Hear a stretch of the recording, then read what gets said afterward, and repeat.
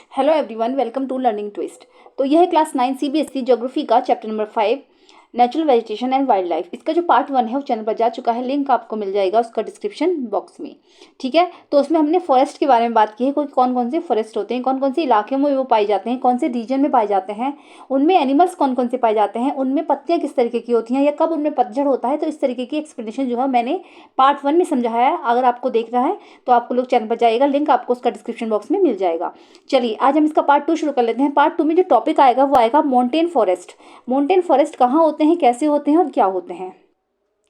In mountainous areas, the decrease in temperature with increasing altitude leads to the corresponding change in natural vegetation। तो क्या होता है mountainous areas में, जहाँ पर पहाड़ी इलाके होते हैं, तो वहाँ पर क्या होता है, वहाँ पर जैसे जैसे हाइट बढ़ती जाती है, एल्टीट्यूड मीन्स होता है हाइट, तो जैसे जैसे हाइट बढ़ेगी तो टेम्परेचर जो होता है वो घटने लगता है, टेम्परेचर की कमी होने लगती है। इसीलिए जो नेचुरल वेजिटेशन है उसमें बहुत ज़्यादा चेंज देखने को मिलते हैं। As such there is a succession of natural vegetation belts in the same order as we see from the tropical of the tundra region. और क्या होता है, जो नेचुरल वेजिटेशन की जो बेल्ट्स होती है तो वो सेम ऑर्डर में मिलती है, जैसे कि हमने ट्रॉपिकल से टुंड्रा रीजन में देखी थी ना, इस तरीके से वहाँ पे जो है नेचुरल वेजिटेशन मिलती है। तो क्या होता है, जैसे जैसे क्या होता है हमारे, जैसे मान लीजिए देश का मैप है और ये अर्थ है, तो इसमें क्या ऐसे ऐसे जाएंगे ना, ऊपर की साइड अगर हम जाते चले जाएंगे तो टुंड्रा रीजन की तरफ चले जाएंगे। तो टुंड्रा रीजन की तरफ जब हम जाएंगे, ट्रॉपिकल से लेकर टुंड्रा रीजन की तरफ क्या होगा, टेम्परेचर डिक्रीज हो जाएगा और हाइट बढ़ती चली जाती है। जैसे जैसे हाइट बढ़ेगी तो टेम्परेचर की कमी होती चली जाएगी। तो जहाँ वहाँ जो नेचुरल वेजिटेशन है उसमें जो है चेंजेस देखने को मिलते हैं। ठीक है, चलिए। The wet temperate type of forest are found between a height of 1000 and 2000 metre. यहाँ पर क्या होता है, यहाँ पर जो wet temperate type of forest, wet means हल्के हल्के मॉइस्चर वाले गीले टाइप के जो फॉरेस्ट जंगल होते हैं यहाँ पर मिलते हैं। और हाइट होती है 2000 से 1000 से लेकर 2000 मीटर की जो हाइट है उसके बीच में, अगर हाइट मतलब इतनी होती है 1000 से लेकर 2000 के बीच में, तो वहाँ पर इस टाइप के जंगल मिलते हैं। तो एवरग्रीन ब्रॉड लीफ ट्रीज, इसमें क्या होता है, हमेशा हरी भरी रहने वाली ब्रॉड लीफ ट्रीज, चौड़ी चौड़ी पत्तियों वाले पेड़ मिलेंगे, such as oaks and chestnuts predominate. और कौन कौन से होते हैं, जैसे कि ओक्स उसमें महत्वपूर्ण है और चेस्टनट्स पेरिडोमिनेट। ठीक है, बिटवीन 1500 से 3000 मीटर्स तक के होते हैं। मतलब अगर जो हाइट है 1500 से 3000 मीटर्स के बीच में है तो टेम्परेट फॉरेस्ट कंटेनिंग, तो वहाँ पर जो जंगल होते हैं ना, कॉनिफेरस ट्रीज, वहाँ पर क्या होता है, कॉनिफेरस ट्रीज मिलते हैं। कॉनिफेरस ट्रीज होते हैं कोन की शेप के, इस तरीके के होते हैं, वो ऊंचे ऊंचे जैसे देवदार के वृक्ष होते हैं, या फिर तो क्या होता है, जैसे कि लाइक पाइन हो गया, देवदार हो गया, सिल्वर फर हो गया, स्प्रूस एंड सेडार, ये वहाँ पर मिलते हैं। ठीक है, जितने हाइट बढ़ती चली जाएगी उस टाइप के जो ट्रीज है वहाँ पर मिलने रहेंगे। These forest cover mostly the southern slopes of the Himalayas. तो ये जंगल जो है मोस्टली क्या होता है, हिमालयाज के साउदर्न स्लोप्स में मिलते हैं। हिमालयाज में पहाड़ी इलाकों में इस तरीके के जो है ट्रीज मिलेंगे। Places having high altitude in southern and north east India, कहाँ पर मिलते हैं, जहाँ पर हाई एल्टीट्यूड, जहाँ पर ऊंचाई बहुत ज़्यादा होती है हाई एल्टीट्यूड पर, और साउदर्न और नॉर्थ ईस्ट इंडिया में ये मिलते हैं। एट हायर एलिवेशंस, जहाँ पर मतलब ऊंचे ऊंचे पहाड़ हैं, एलिवेशंस हैं, टेम्परेट ग्रासलैंड आर कॉमन। जहाँ पर बहुत ज़्यादा हो जाएगा तो वहाँ पर क्या हो जाएगा, वहाँ पर टेम्परेट ग्रासलैंड आर कॉमन। जो छोटी छोटी सी घास होती है ना ग्रासलैंड टाइप की, जो मैंने बताया था कि जो हमने 6 क्लास में ही पढ़ा है, 7th 8th में बहुत सारी चीज़ें ऐसी पढ़ी हैं कि जो नॉमेडिक ट्राइब्स होते हैं वो अपने चरवाहों को चराने के लिए ग्रासलैंड में चले जाते हैं, ऊंचे पहाड़ी स्थानों पर। छोटी छोटी सी घास टाइप की आपने देखा होगा कभी, अगर आप मनाली वगैरह जाते हैं या कश्मीर वगैरह साइड में चले जाते हैं, जम्मू कश्मीर लेह लद्दाख में निकल जाते हैं, तो इस तरीके के जो है देखने को मिलते हैं। तो at the high altitudes generally more than 3600 metres above the sea level.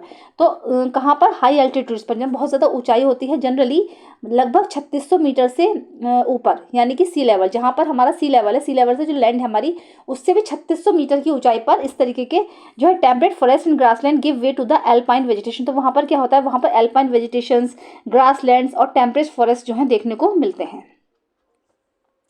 Silver fir, junipers, ठीक है, pines and birches are the common trees of these forest. तो ऐसी जगह पर क्या होता है, सिल्वर फर, जूनिपर्स, पाइन्स और birches are the common trees of these forest. तो आपको बस ये याद रखना है कि कौन से फॉरेस्ट कहाँ पर मिलते हैं, वो कौन से रीजन में मिलते हैं, वहाँ पर स्नोफॉल होता है या नहीं होता है, कितनी ऊंचाई पर मिलते हैं, कौन कौन से ट्रीज होते हैं, ये सब मेन पॉइंट्स हैं याद करने के लिए, कौन कौन से ट्रीज वहाँ पर मिलते हैं। ठीक है, however they got progressively stunted as they approach the snow line. और जब क्या होता है, जब और ऊंचाई पर जाते जाते हैं, जब तक कि स्नो लाइन ना आ जाए, है ना, जब अगर स्नो लाइन आ जाती है तो ultimately through shrubs and scrubs, तो वहाँ पर श्रब्स और स्क्रब्स मिलने लगते हैं।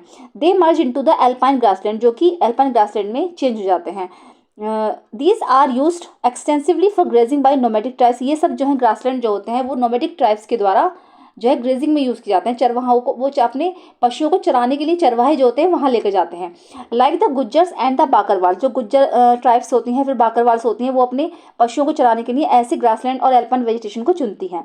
At higher altitudes mosses and lichens from parts of the tundra vegetation, और हायर एल्टीट्यूड्स पर जो ऊंचाई पर जाएंगे और ऊंची हाइट पर जाने पर क्या होगा, mosses and lichens from part of the tundra vegetation, वहाँ पर जैसे ना हरे हरे काई के जैसे पैचेस से दिखाई देंगे ज़्यादा ऊंचे पे जाएंगे तो, मतलब पेड़ उड़ कुछ नहीं होंगे, बड़े बड़े जो पेड़ हैं वो भी छोटे छोटे से दिखने लगते हैं, मतलब ज़मीन में वो काई जैसे रूप में हरे हरे पैचेस टाइप के वहाँ पर दिखाई देंगे टुंड्रा वेजिटेशन में। ठीक है। The common animals found in the, अब ये तो सब हो गए हमारे फॉरेस्ट और ट्रीज की बात होगी कि उसमें कैसे कैसे ट्रीज होते हैं, लेकिन वहाँ पर एनिमल्स कौन कौन से होते हैं। तो the common animals found in these forest are Kashmir stag, spotted deer, wild sheep, है ना, jack rabbit, Tibetan antelope, yak, snow leopard, आपने देखा हो याक भी होता है शिमला वगैरह में, squirrels, shaggy horn wild ibex, deer and rare red panda, sheep and goats with thick hair. ये सब थिक हेयर वाले होते हैं क्योंकि जिससे इनको ठंड ना लगे, वहाँ पर ठंड जो है इनकी कवर हो जाती है, इनके ना बहुत मोटे मोटे इनके फर होते हैं, बाल होते हैं इनके ऊपर, जिससे ये वहाँ पर आसानी से सर्वाइव कर सकें। ठीक है। नेक्स्ट टॉपिक आएगा हमारा मैनग्रोव फॉरेस्ट। तो the mangrove tidal forest are found in the areas of coast is influenced by the tides. तो टाइड्स क्या होता है कि मैंने आपको पहले भी पढ़ाया था कि सन और मून की जो ग्रेविटेशनल पुल की वजह से जो वाटर होता है ना वो थोड़ा सा ऊपर उठ जाता है। क्या होता है, सन और मून की ग्रेविटेशनल पुल की वजह से जो वाटर होता है वो थोड़ा सा ऊपर उठ जाता है, तो इसलिए वो टाइड्स, तो इस क्या होता है वहाँ पर जो मैनग्रोव ट्राइडल फॉरेस्ट होते हैं वो मिलते हैं एरियाज ऑफ कोस्ट, समुद्री तट के जो एरियाज होते हैं, जो कोस्ट मीन्स समुद्री तट के जो एरियाज होते हैं वहाँ पर मिलते हैं और ये टाइड्स के इन्फ्लुएंस से बनते हैं। Mud and silt get accumulated on such coast, ऐसी जगह पर क्या होता है दलदली इलाके होते हैं, कीचड़ होती है, एंड सिल्ट होती है, दलदली है ना, रेत वगैरह होती है, गाद होती है, तो वहाँ पर ये ऐसी जगह पर वहाँ पर ये मिलते हैं जो समुद्री इलाके होते हैं, समुद्री तट होते हैं। ठीक है। Dense mangroves are the common varieties with roots of the plant submerge under water. तो मैनग्रोव्स जो है वो कॉमन वेराइटीज हैं with roots of the plant submerge under the water, जिनकी जो रूट्स होती हैं वो पानी के अंदर धसी रहती हैं, पानी के अंदर होती हैं। The deltas of the Ganga, the Mahanadi, the Krishna, the Godavari and the Kaveri are covered by the such vegetation. तो क्या होता है जो डेल्टाज होते हैं महानदी के, कृष्णा के, गोदावरी के और कावेरी के, वो सब ऐसी वेजिटेशन से कवर रहते हैं। तो देखिएगा अगर हम मैप देखें, कहाँ है मैप, मैप पीछे होगा, एक मिनट,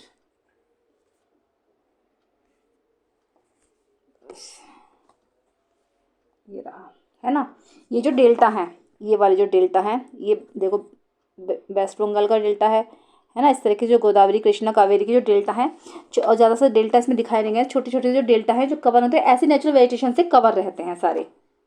ठीक है। तो ये गोदा जो है अधिकतर डेल्टास के किनारे होते हैं, जो डेल्टास बनते हैं वहाँ पर ये होते हैं। तो in the Ganga Brahmaputra okay delta, तो गंगा ब्रह्मपुत्र के डेल्टा पर कौन से होते हैं, सुंदरी ट्रीज आर फाउंड। तो वहाँ पर कौन से मिलते हैं, सुंदरी ट्रीज मिलते हैं। आप लोग ये अच्छे से याद करना कि कौन से डेल्टा पर क्या मिलता है। तो गंगा ब्रह्मपुत्र के डेल्टा पर सुंदरी ट्रीज मिलते हैं which provide durable hard timber, जो कि बहुत ज़्यादा ठोस लकड़ी प्रोवाइड कराते हैं। पाम, कोकोनट, ठीक है, palm, coconut, keora, agar etcetera, also grow in some parts of the delta, ये सब भी जो है कुछ डेल्टा के कुछ पार्ट्स में मिलते हैं। Royal Bengal tiger is the famous animal in this forest, और इन जंगलों का सबसे ज़्यादा फेमस जो एनिमल है वो है royal Bengal tiger. Turtles, crocodiles, gharials and snakes are also found in these forest, इन जंगलों में कौन कौन से मिलते हैं, टर्टल्स मिलते हैं, क्रोकोडाइल्स मिलते हैं, घड़ियाल्स मिलते हैं, स्नेक्स मिलते हैं इन जंगलों में। ठीक है। Let us discuss what will happen if plants and animals disappear from the earth surface, कि क्या होगा अगर हमारी यहाँ से जो है प्लांट्स और एनिमल सारे जो है अर्थ की सरफेस से सब गायब हो जाएं, तो देखो हमारा सारा इकोसिस्टम ही खराब हो जाएगा, है ना। Can the human being survive under such A situation, तो क्या आदमी जो है ऐसे सिचुएशन में सर्वाइव कर पाएगा, तो नहीं कर पाएगा। Why is biodiversity necessary and why should it be conserve, तो बायोडाइवर्सिटी नेसेसरी क्यों है और इसको कंजर्व क्यों रखा जाता है, क्योंकि जिससे कि हमारे प्लांट्स और एनिमल्स जो है सुरक्षित रह सके, इसको इसलिए बचाया जाने की कोशिश की जाती है, इसको संरक्षित रखना चाहिए। ठीक है। चलिए अब नेक्स्ट टॉपिक आएगा हमारा वाइल्ड लाइफ। देखो नेचुरल वेजिटेशन का जितना भी पार्ट था वो सारा कवर हो चुका है, अब आएगा हमारा वाइल्ड लाइफ। ठीक है। तो वाइल्ड लाइफ हम देख लेंगे क्या क्या है, उससे पहले लास्ट में देख लेंगे मेडिसिनल प्लांट्स जो है हमारे, कि कौन कौन सा जो प्लांट है वो किस काम में ले जाता है, किस बीमारी को जो है क्योर करने के काम में आता है। ठीक है, ये बाद में देख लेंगे। तो सबसे पहले वाइल्ड लाइफ देख लेते हैं। Like it's flora India is also rich in its फोना। तो फ्लोरा की तरह ही, फ्लोरा क्या होता है, फ्लोरा में आती है प्लांट्स की स्पेसीज, जितने भी प्लांट्स की स्पेसीज हैं सारी ज़्यादा से ज़्यादा वो आती हैं।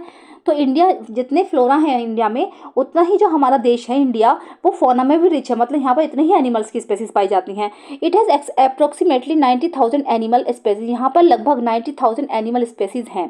The country has about 2,000 species of bird, हमारे देश में लगभग 2,000 जो है पक्षियों की प्रजातियाँ हैं।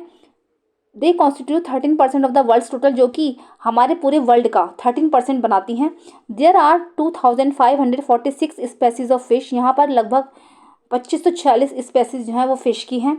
Which account for nearly 12% of the world stock, जो कि संसार का लगभग 12% जो है स्टॉक बनाती हैं। It also shares between 5 and 8% of the world's amphibians, reptiles and mammal. इसमें बल्कि क्या है, इसमें जो है लगभग 5 और 8% के बीच में है ना, कौन कौन से शामिल है, एम्फीबियंस भी शामिल हैं इसमें, रेप्टाइल्स भी शामिल हैं और इसमें मैमल्स भी शामिल हैं।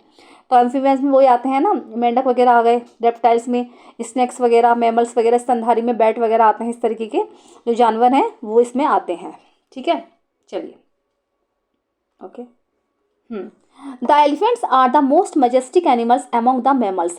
तो एलिफेंट्स जो है वो हमारा सारे मैमल्स में मजेस्टिक एनिमल्स माना जाता है। They are found in the hot wet forest of Assam, Karnataka and Kerala. तो ये कहाँ जो हाथी हैं वो कहाँ कहाँ मिलते हैं, तो ये मिलते हैं wet forest of Assam, Assam के वेट फॉरेस्ट में, कर्नाटका में या फिर केरला में।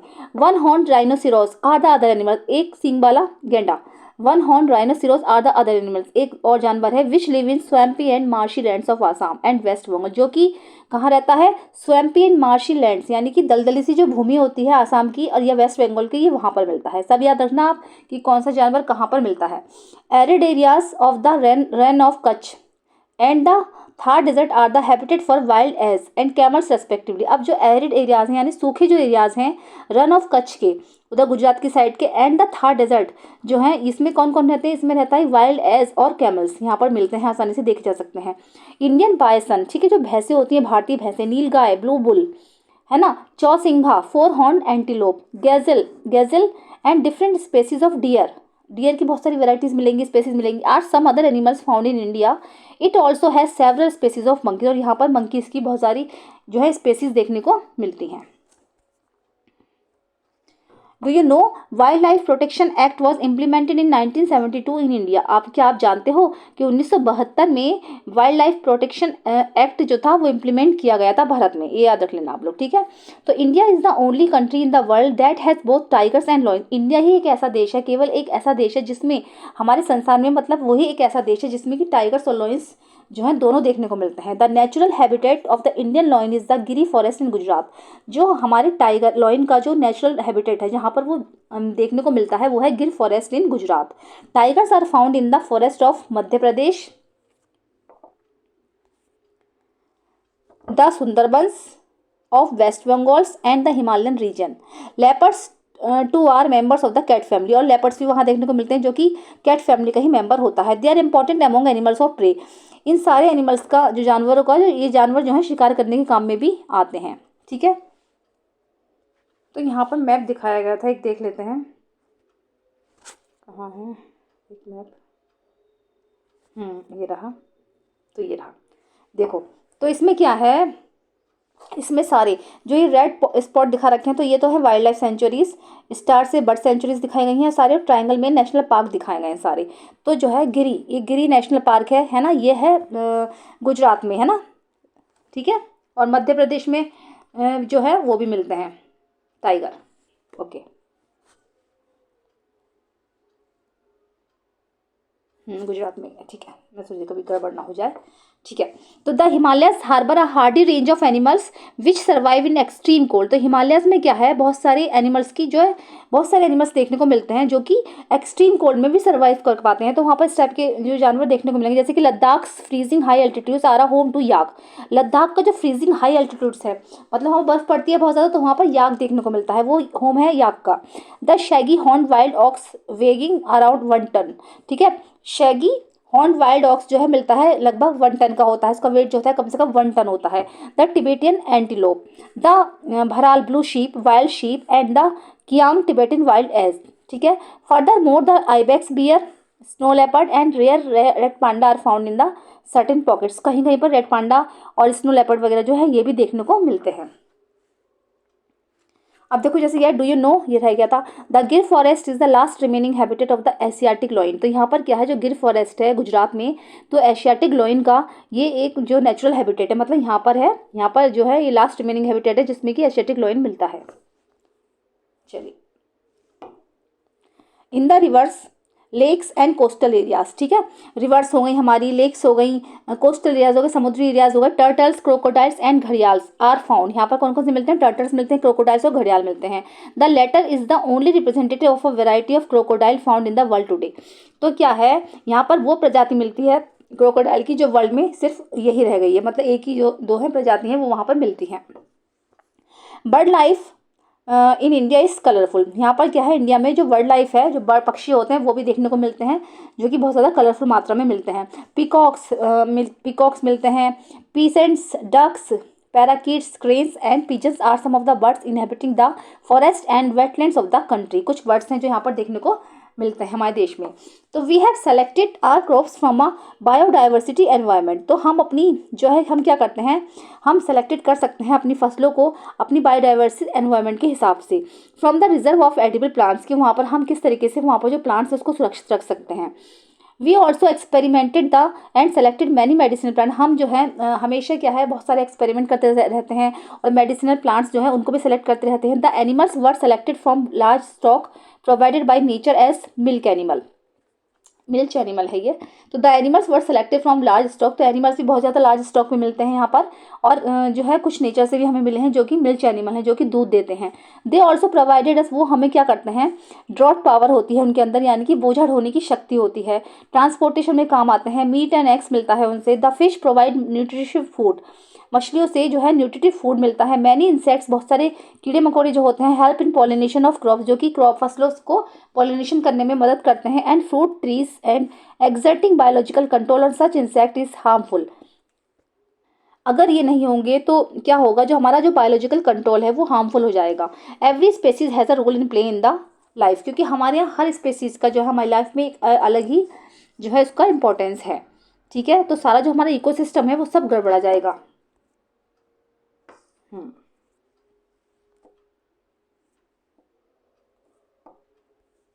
हम्म हेंस कंजर्वेशन इज एडिशनल, इसीलिए इनका संरक्षण जो है बहुत ज़्यादा आवश्यक है। As has been mention earlier, due to the excessive exploitation of plant and animal resources by human beings, the ecosystem has been disturbed. क्योंकि अगर ज़्यादा से ज़्यादा इनका ध्यान नहीं रखा गया, अगर इनके ऊपर जो ध्यान नहीं देगा, प्लांट्स और एनिमल रिसोर्सेज जो हैं हमारे मानव के द्वारा उनका नुकसान किया गया है, उनको फिर काटा गया, तो क्या है जो हमारा इकोसिस्टम है वो बहुत ज़्यादा डिस्टर्ब हो जाएगा। About 1300 plant species are endangered, लगभग 1300 जो प्लांट स्पेसीज हैं वो खतरे में हैं। एंड 20 स्पेसीज आर एक्सटिंक्ट, और लगभग 20 स्पेसीज जो हैं वो नष्ट हो चुकी हैं। Quite a few animal species are also endangered and some have become extinct, जिसमें से कुछ एनिमल स्पेसीज भी ऐसी हैं जो कि एंडेंजर्ड हैं, जो कि खतरे में हैं, और जो है अधिकतर जो है वो नष्ट हो चुकी हैं। The main causes for this major threat to nature and are hunting by greedy hunters for commercial purpose. तो हमारा जो मेन कॉजेज है, इसका जो मेन कॉजेज है, जो ये स्पेसीज जो है नष्ट हो रही हैं, प्लांट की और स्पेसीज की और एनिमल्स की जो नष्ट हो रही हैं एनिमल्स की, तो उसमें बहुत सारे जो है हंटर्स भी आते हैं, जो लालची हंटर्स होते हैं, वो हंटिंग के लिए जो है जानवरों को मार देते हैं, किसी कमर्शियल पर्पस के लिए जानवरों को मार देते हैं। Pollution due to chemical and industrial waste, acid deposits, introduction of alien species and reckless cutting of the forest to bring land under cultivation and habitation, और also responsible for the imbalance. तो क्या है, जगह जगह industries बन गई हैं, industries बनने से जो केमिकल वेस्ट है, इंडस्ट्रियल वेस्ट है, या फिर पॉल्यूशन की वजह से, और जो रेकलेस कटिंग हो रही, जंगलों को काटा जा रहा है ना, इंट्रोडक्शन ऑफ नई नई प्रजातियां आ गई हैं, एलियन स्पेसीज आ गई हैं, जंगलों को काटा जा रहा है, और क्या है जैसे कल्टीवेशन फसलें उगाई जा रही हैं तो पूरी पूरी लैंड क्लियर कर दी जाती है, फॉरेस्ट को हटाया जा रहा है, लोग रह रहे हैं, लोगों को छत चाहिए रहने के लिए, शेल्टर्स के लिए, जंगलों को काटा जा रहा है, are also responsible for the imbalance, जो कि हमारे इको सिस्टम के लिए बहुत ज़्यादा रेस्पॉन्सिबल है, क्योंकि इससे ही हमारी जो प्रकृति है उस पर इम्बैलेंस फैल रहा है। तो to protect the flora and fauna of the country the government has taken many steps. तो हमारे देश के जो फ्लोरा और फौना है, देखो मैं फिर बताऊंगी फ्लोरा और फौना क्या होता है। फ्लोरा में आते हैं जितने भी हमारे प्लांट्स की स्पेसीज हैं वो सब आते हैं, और फौना में आते हैं जितने भी एनिमल्स की स्पेसीज हैं। तो हमारे देश में जितने भी फ्लोरा और फौना है उनको प्रोटेक्ट करने के लिए, उनको सुरक्षित करने के लिए गवर्नमेंट ने कुछ स्टेप्स उठाए हैं। तो वो स्टेप्स कौन कौन से हैं, तो ये तो हम देखेंगे नेक्स्ट वीडियो में। लेकिन जो यहाँ पर अभी रह गया है ना मेडिसिनल प्लांट्स, उसको देख लेते हैं कि वो क्या क्या हैं। ठीक है, तो देखो एक बार इसको देख लेंगे। जैसे ना मैंने बताया था बर्ड सेंचुरीज हैं स्टार वाली सारी, देखो यहाँ पर जो है बर्ड सेंचुरीज हैं सारी, है ना। ये जो है रंगनाथ थीतू, है ना, बांदीपुर जो है ये हमारा नेशनल पार्क है। इस तरीके से सारी जो है ये आप देख लेना कौन कौन सी है। कान्हा है, ये कान्हा हो गया शिवपुरी में, ये रणथंबोर है, कुछ तो बहुत ज़्यादा फेमस है ना। सिमलीपाल है ये, तो देख लेना आप लोग। ठीक है, अच्छे से कर लेना। कॉर्बेट नेशनल पार्क है ये रहा कॉर्बेट, रामनगर में है ये। इस तरीके से सब है, तो आप लोग पढ़ लेना अच्छे से, मैप समझ लेना, हो जाएगा। तो अब हम मेडिसिनल प्लांट्स देख लेते हैं पहले कहाँ पर है, जो रह गया था। ओके, ये रहा। सर्पगंधा, जामुन, अर्जुन, बबूल, नीम, तुलसी और कचनार, इस तरीके से हैं। तो इसका जैसे उसमें भी आ सकता है एमसीक्यू में। तो सर्पगंधा का यूज़ किया जाता है ट्रेट ब्लड प्रेशर के लिए, है ना। It is found only in India.